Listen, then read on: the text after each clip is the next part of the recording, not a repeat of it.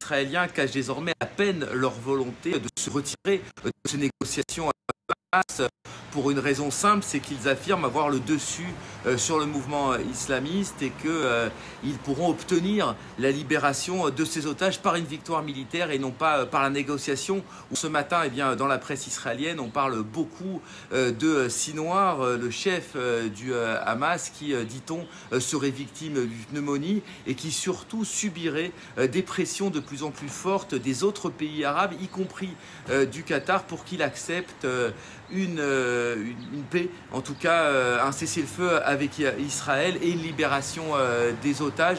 Donc du côté israélien, on regarde de très très loin ces négociations et Benyamin Netanyahou, le Premier ministre, a indiqué à plusieurs reprises qu'il ne souhaitait pas reprendre ses pourparlers avec le Hamas. Pendant ce temps, Stéphane, la situation humanitaire ne cesse de se dégrader à Gaza. Le programme alimentaire mondial a suspendu hier les distributions dans le nord de Gaza, en proie, selon le PAM, au chaos et à la violence. Un nord de Gaza, Stéphane, quasiment complètement détruit, dans lequel pourtant reviennent depuis peu des dizaines de milliers de civils.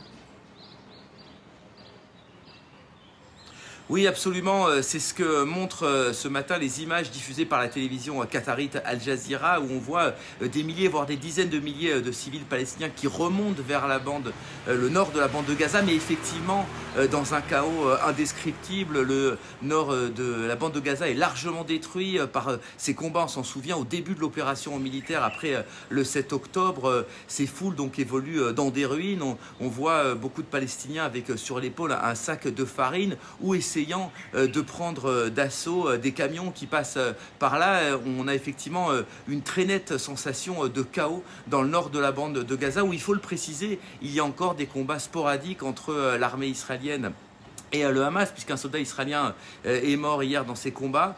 Et donc, effectivement, on a l'impression d'un chaos qui s'installe non seulement dans le sud, où devrait se dérouler une opération terrestre autour de Rafah, mais également dans le nord, où sont remontés ces milliers de Palestiniens, puisqu'il n'y a quasiment plus d'abri, plus de zone sûre pour les Palestiniens si les combats venaient à se durcir dans le sud de la bande de Gaza autour de Rafah.